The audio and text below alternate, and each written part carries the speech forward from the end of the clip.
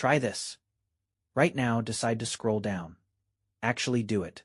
Feel that little internal click. The "I'm choosing this" moment. Got it? Cool.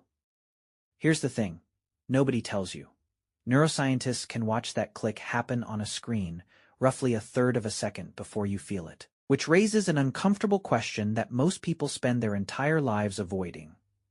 If your brain already decided before you knew about it, what exactly was doing the deciding?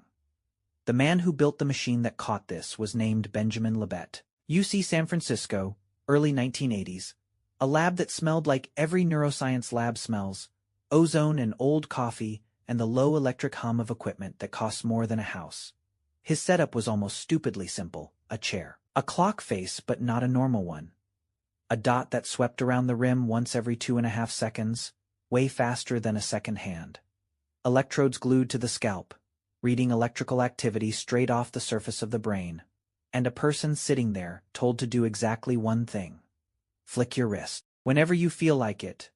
No pattern, no countdown, no rule except, whenever the urge shows up, act on it. And remember, precisely where that dot was on the clock the moment you felt the urge arrive. That's it. That's the whole experiment. Except it wasn't, because Libet wasn't just timing the wrist flick. He was watching the brain the entire time, looking for something specific, a slow build of electrical activity called the readiness potential, first described by two German researchers, Kornhuber and Dieck. Back in 1964, they'd found that a distinctive ramp-up in brain activity happens right before any voluntary movement.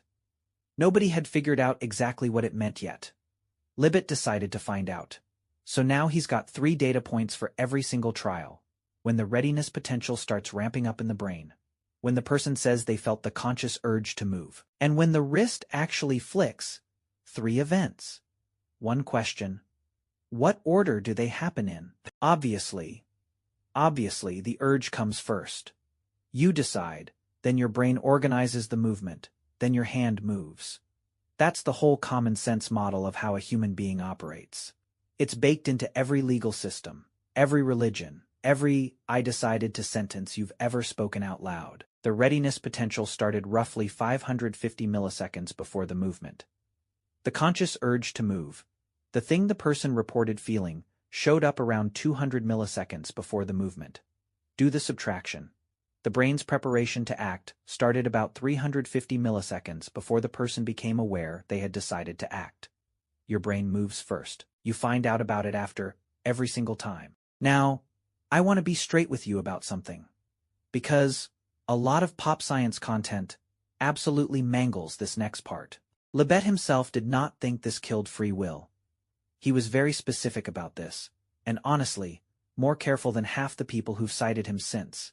What he proposed instead, and this is the bit that barely ever makes it into the YouTube version, was something he called free won't. His idea: sure, the initial impulse might get generated unconsciously, fine, but there's a window, roughly 100 to 200 milliseconds before the movement, where the conscious mind can still step in and veto it. Cancel the swing, pull back the hand. Libet actually tested this too. He had subjects prepare to move and then consciously abort partway through, and the readiness potential would flatten out right there on the recording. So his actual position was, you don't initiate the action, but you get final approval on it, like a president who doesn't write the executive order but still has to sign it, or refuse to. That's not nothing. That's arguably still a form of agency. Just a much smaller, later, more editorial one than we assumed. But here's the part almost nobody talks about, and it's the part that actually should bother you more than the original finding. In 2008, a team led by John Dylan Haynes at the Max Planck Institute took Libet's experiment and put it inside an fMRI scanner, way better spatial resolution than surface electrodes, able to see deep into the brain instead of just the outer cortex. Their subjects made a much simpler choice: press a button with the left hand or the right hand whenever they wanted. Haynes's team could predict which hand a person would choose, above chance, reliably, up to 10 seconds before the person reported making the decision. 10 seconds. Not 350 milliseconds. 10 full seconds. That's not a reflex getting a head start. That's an entire decision sitting there, fully formed, in the prefrontal and parietal cortex, quietly waiting for the conscious mind to catch up and take credit for it. Read that back. Waiting for the conscious mind to catch up and take credit. That's the sentence that should actually be keeping you up tonight, not the original 1983 result. So where does that leave us? The easy takes are both wrong, and I'll just say that plainly, instead of hedging about it. The free will is dead. Nothing matters. We're all just meat robots. Take is wrong. It overreads a single experimental paradigm involving a genuinely trivial decision, flicking a wrist, choosing a hand, and extrapolates it onto every decision a human being has ever made, including the ones with actual stakes. Nobody has run this experiment on someone deciding whether to leave their marriage. The scale doesn't transfer that cleanly. But the opposite take. This is just about simple motor decisions. Ignore it. Real choices are different. Is also too comfortable, too convenient. It's the kind of answer people reach for, because the alternative is uncomfortable to sit with. Here's what I actually think is going on. And you can disagree with me in the comments. Genuinely, I mean that. Consciousness isn't the decision-maker. It's the press secretary. It shows up after the policy's already been set somewhere upstairs. And its job is to explain the decision, narrate it, make it feel coherent and intentional. And it does that job so well, so seamlessly, that it convinces itself it was in the room when the decision actually got made. That's not the same as saying you have no control. It's saying the control is happening somewhere. You don't have direct visibility into. Which, honestly, is true of basically every other system in your body. You don't consciously decide to release insulin. You don't consciously decide to dilate your pupils in dim light. Your body runs an enormous amount of decision-making beneath the level of awareness. Constantly. And nobody finds that existentially threatening until it turns out, which button do I press, works the same way. Here's the thing that actually reframes this for me.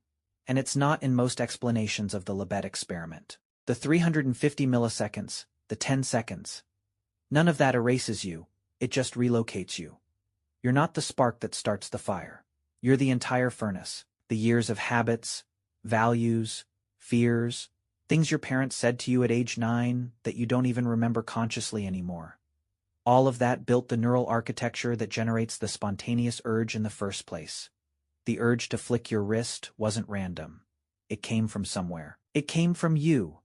Just an earlier, deeper, less visible version of you than the one sitting in the chair feeling like it was choosing in real time.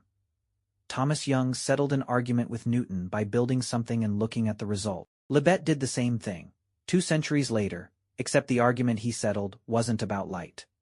It was about who's actually driving. And the answer, 40 years on, still isn't nobody. It's just somebody you don't get to watch working.